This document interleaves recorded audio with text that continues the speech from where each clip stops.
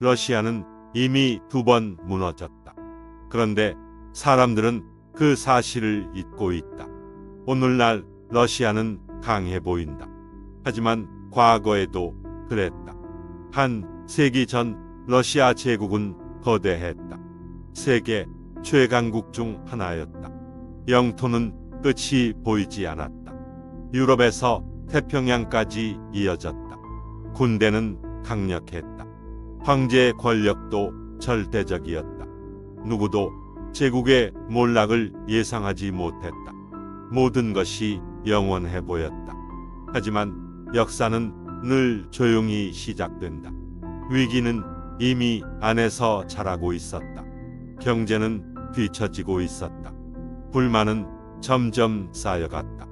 사람들은 변화를 원했다. 그러나 체제는 변하지 않았다. 그리고 전쟁이 찾아왔다. 제1차 세계대전이었다. 전쟁은 국가의 체력을 갉아먹었다. 국민의 삶도 무너졌다. 식량은 부족해졌다. 분노는 커져만 갔다. 결국 폭발이 일어났다. 혁명이 시작된 것이다. 1917년 러시아는 흔들리기 시작했다. 시위는 거리로 번졌다. 황제의 권위는 사라졌다. 로마노프 왕조가 무너졌다. 300년 역사가 끝났다. 세계는 충격에 빠졌다. 거대한 제국이 사라진 것이다. 하지만 이야기는 끝나지 않았다. 새로운 세력이 등장했다. 볼셰비키였다. 그들은 다른 미래를 꿈꿨다. 권력은 빠르게 이동했다. 혁명은 새로운 시대를 열었다. 그렇게 소련이 탄생했다. 세계 최초의 공산주의 초강 대국이었다. 많은 사람들이 놀랐다.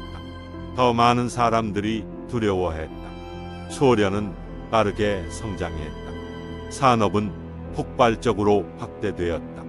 공장은 늘어났다. 군사력도 강해졌다. 그리고 또 다른 전쟁이 찾아왔다. 이번에는 세계 전체가 무대였다. 제2차 세계대전이었다. 인류 역사상 가장 거대한 전쟁이었다. 소련은 엄청난 희생을 치렀다. 수천만 명이 목숨을 잃었다. 하지만 결국 승리했다. 그리고 더 강해졌다. 전쟁 이후 세계는 둘로 나뉘었다. 미국과 소련이었다. 냉전이 시작되었다. 새로운 패권 경쟁이 펼쳐졌다. 미국과 소련은 경쟁하기 시작했다. 누가 세계를 이끌 것인가를 두고 말이다. 양국은 핵무기를 만들었다. 인류를 여러 번 파괴할 수 있을 정도였다. 경쟁은 지상에서 끝나지 않았다. 우주까지 이어졌다. 소련은 세계 최초의 인공위성을 쏘아 올렸다. 미국은 충격에 빠졌다. 우주는 새로운 전쟁터가 되었다. 총알 대신 기술이 사용되었다. 소련은 강해 보였다. 미래는 소련의 것처럼 보였다. 하지만 겉모습이 전부는 아니었다. 문제는 안에서 자라고 있었다. 경제 성장은 느려졌다. 혁신도 둔화되기 시작했다. 체제는 점점 경직되었다. 관료주의는 더 강해졌다. 그럼에도 소련은 멈출 수 없었다. 패권 경쟁이 계속되고 있었기 때문이다. 1979년 세계를 바꾼 해가 시작되었다. 먼저 이란에서 혁명이 일어났다. 친미 정권이 무너진 것이다.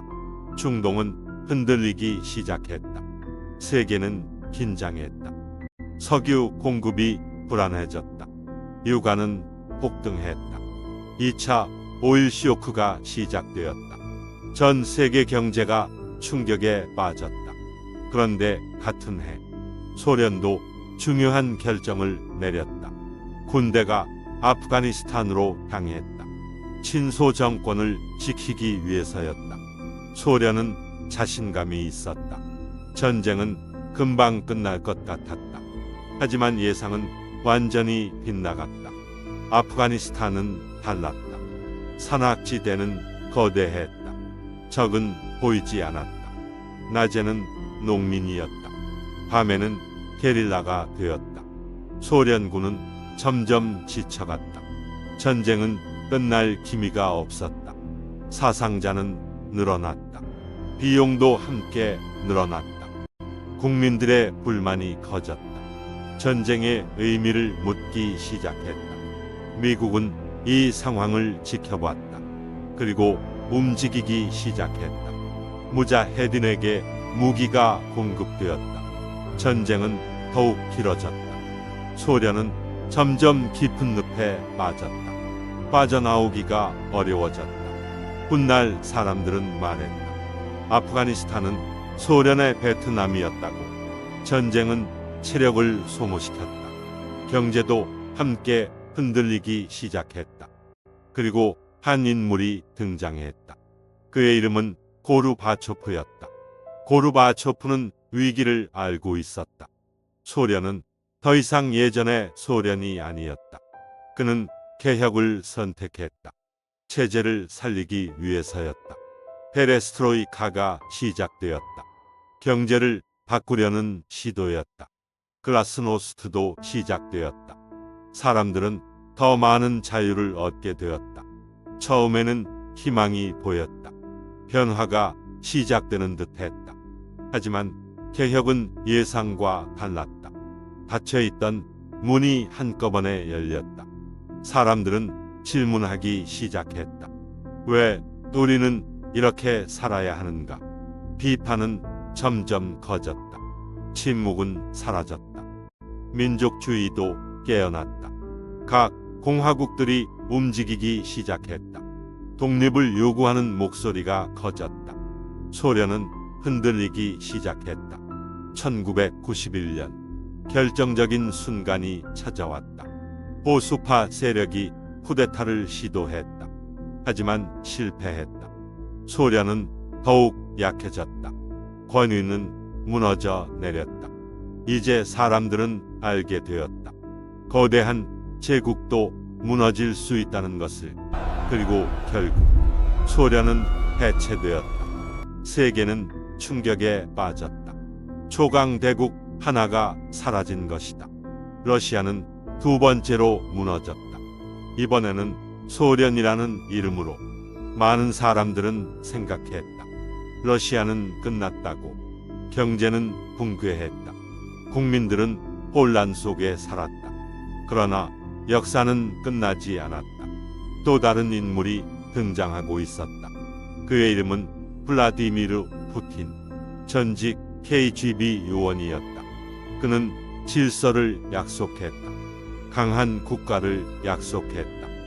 국민들은 안정이 필요했다. 푸틴은 그 틈을 파고들었다.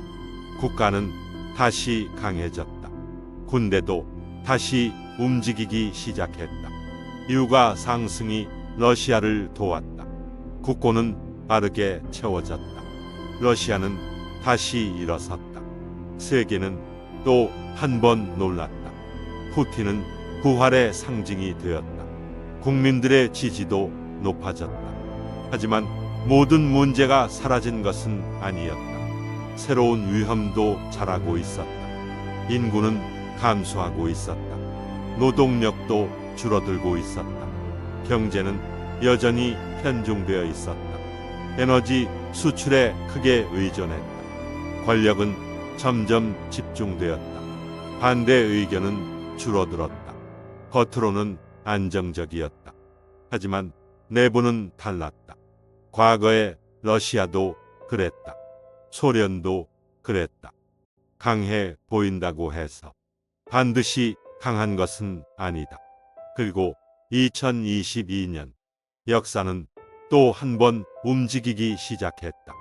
우크라이나 전쟁은 아직 끝나지 않았다. 결과도 아직 알 수 없다.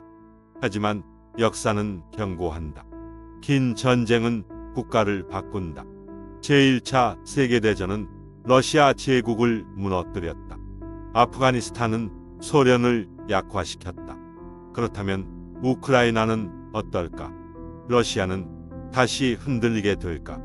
아직 아무도 모른다. 하지만 러시아는 이미 2번 세상을 놀라게 한 적이 있다.